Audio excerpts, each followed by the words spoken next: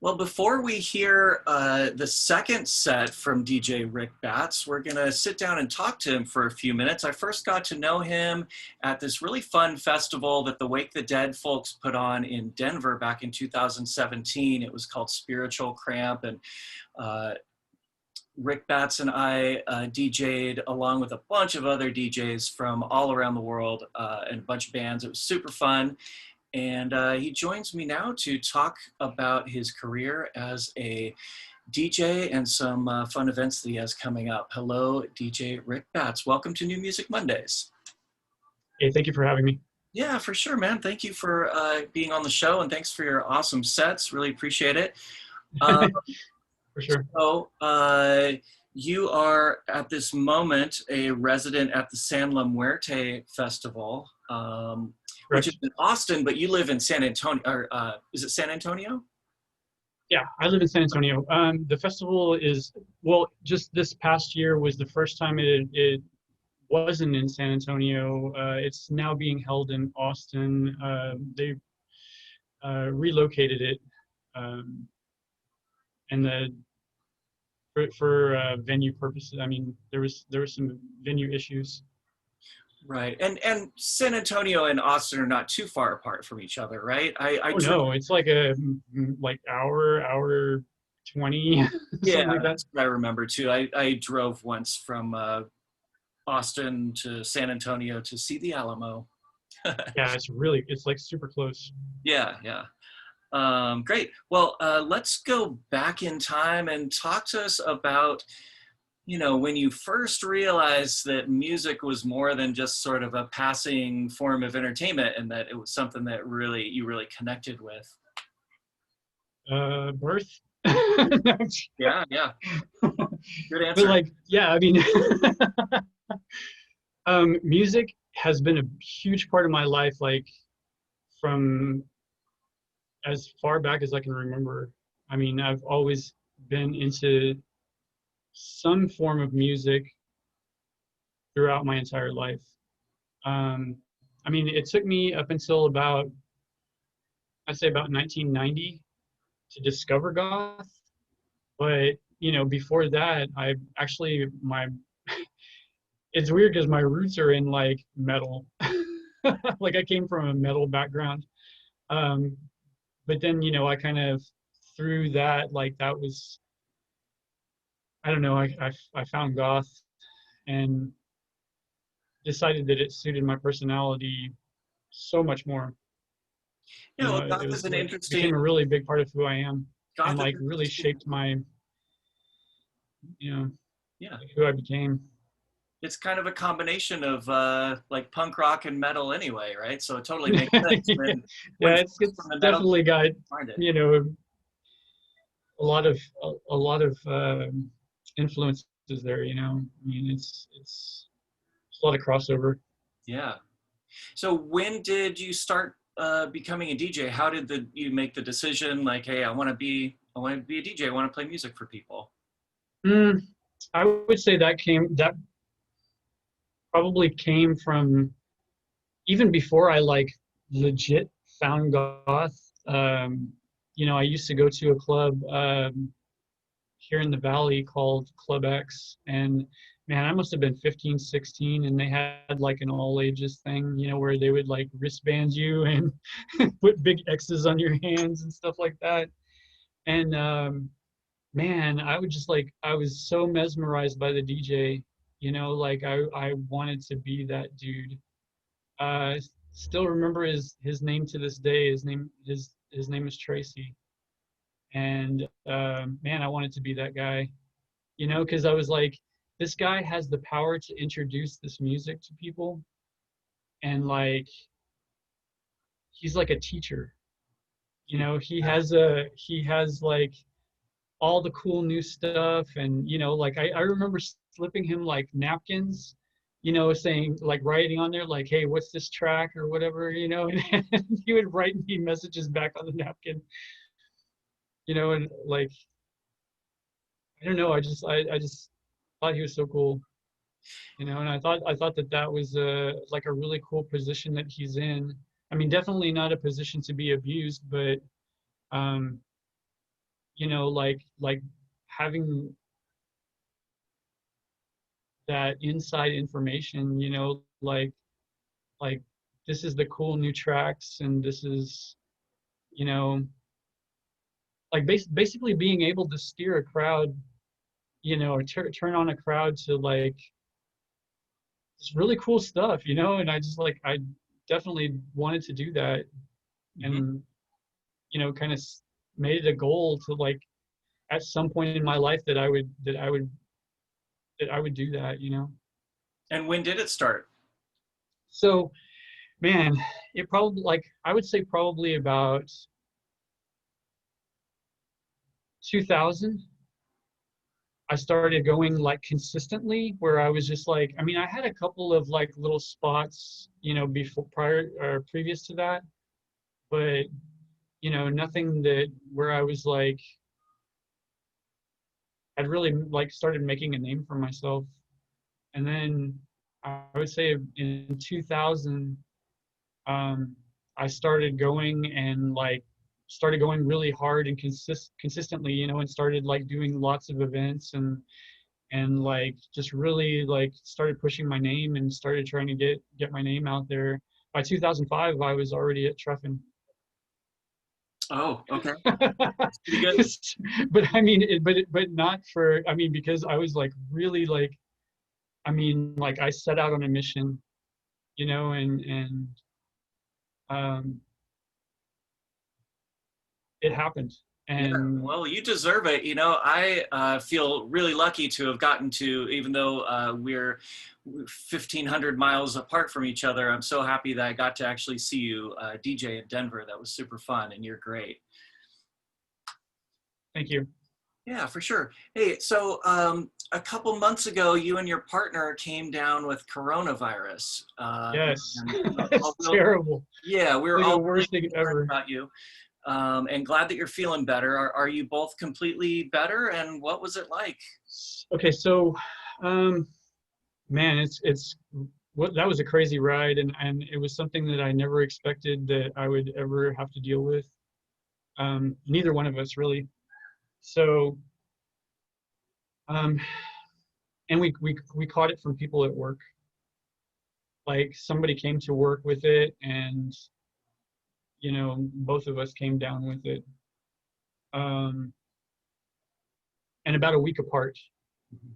Like she caught it one week, and then I caught it the next week. Um, I'm definitely we got really lucky. I feel like it was a milder strain than some people are facing.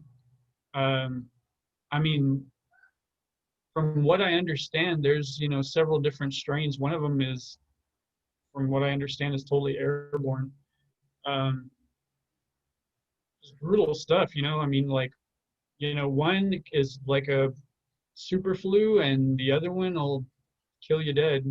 Yeah. I mean, there's different ends of the spectrum, and I feel like we got out really lucky on the version of that we came down with. Um, and even that one was not fun. It was, I mean, it took me and her a month to get over it. Wow. And we were fully quarantined. Like we did not see the light of day for a month. We were both locked in a bedroom, like by ourselves. We had all of our food delivered to us. We'd have them leave it outside the door. And, we tell them like, okay, go away. And, like we'll come out and get it after you're gone. So, I mean, we were definitely like, took every precaution not to be like carriers or Yeah, spreaders. yeah. But we were So also relieved when it seemed like you were getting better. Um, yeah. yeah, man, we were out of commission big time. Like it was, I didn't do anything for a whole month. Well, I you mean, were in the middle of a move too, right? Didn't you move to a different house? yeah, well, we actually waited until we were cleared Okay. to move. But we when we came down with it, we were starting to move, Mhm. and then that happened, and we had to kind of put it on hold. Um, so that we could like get over that stuff, and again, like not spread it around, so it was, yeah, like once we were cleared, then we started packing again and started like, getting things going. Hmm. Well, congratulations making it through. Um, you know, I mean, what can you say? Like, Yeah, like I had to put my I was doing a monthly radio show called The Witching Hour, and I put that on it. That's on a hiatus until, I mean, I'm just now starting to kind of get back into streaming and stuff like that. And since we moved, I actually have had the worst luck. I mean, like my last stream actually was super smooth with a Baraka, yeah, right. um, with Howard, Hmm. and that was like crazy smooth. But when I did the Red Party, man, like that was so, like it was a nightmare, because of, since it's a new place, and like I wasn't sure how far the internet reached out to this to my like quote unquote studio. I don't know, it was really bad, but I think I got it under control now, and should be fine. Cool. Sounds good. So let's talk about some of the events that you have coming up. You're doing Light It Black on November 7th. I'm doing that as well. I'm super looking forward to that. That's a big Correct. benefit with, I don't know how many DJs we have, but and lots of like all-star people coming in and doing Yeah. messages and stuff. And it's kind of a fundraiser for the cause of saving local venues around the world, which are closing left and right. I know that we've had a couple of really heartbreaking situations here in the Bay Area with venues that we, have relied on. Our subculture relies on venues to meet and throw our events, and there's not many of them around to begin with, and now COVID is just like slaughtering them. What's it been like in Yeah. San Antonio? Um, so it's the same situation. Venues are facing closures. Um, the main venue that hosts a lot of the goth nights here, it's a venue called the Amp Room, and they actually, um, some people that own a restaurant stepped in and saved it. They Oh, bought it. great.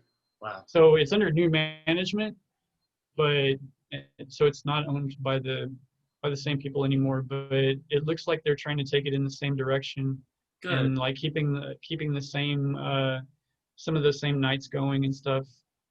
Um, so that was kind of cool. But I don't know about the other venues that are on the strip. Mhm. Um, I don't know. Some of them might not come back, Yeah. but yeah, I just saw it on the news the other day that somebody had purchased, that stepped in and bought the amp room, and we're gonna keep it open as the amp room, Good. That's great. keep keep the same type of, try to maintain that same crowd, Hmm. Cool. or That's cater to those people, the same crowd. And I know you've got a couple other live streams coming up that haven't been announced yet. So I just do, encourage. yeah. Just Like I was mentioning to you before, there like I want to say there's about four total, Mhm. including Lighted Black.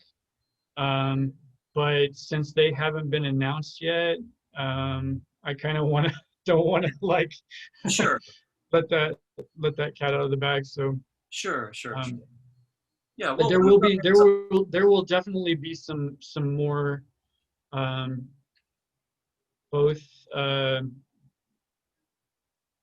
couple of, before the end of the year, and then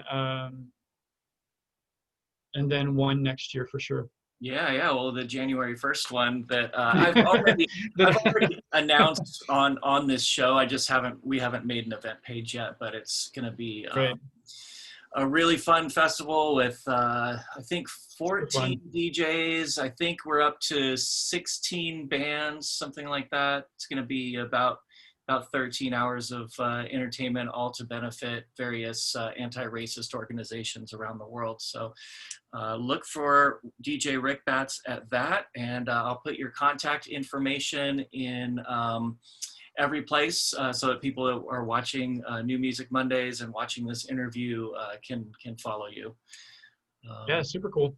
Yeah, and I'm definitely looking forward to that. It's going to be a really good time, and it's a really good cause. Yeah, well, you're a great DJ, so everybody should look for everything that you're doing and tune in. Thank you so much for joining us. I really appreciate it. Yeah, thank you for having me. Yeah, it was nice getting to know you a little bit better. All Yeah, right, for sure. DJ Rickbats, this is his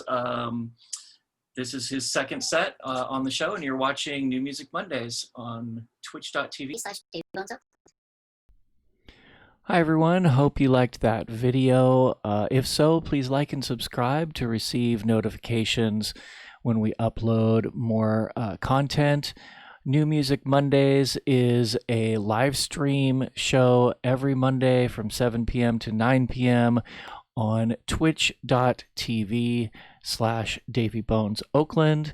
It features myself and a weekly guest DJ spinning new releases in the world of dark music, post-punk, goth, dark wave, as well as interviews with the people that make the music happen. So it's a lot of fun. Make sure to join us live. Again, that's every Monday, 7 p.m. to 9 p.m., or actually about 9:30 Pacific time.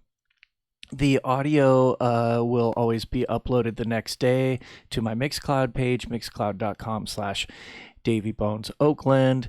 And thanks for watching the video on YouTube. The interviews will all be uploaded to the YouTube channel, as well as an occasional kind of behind the scenes video as well. All right. Thanks again.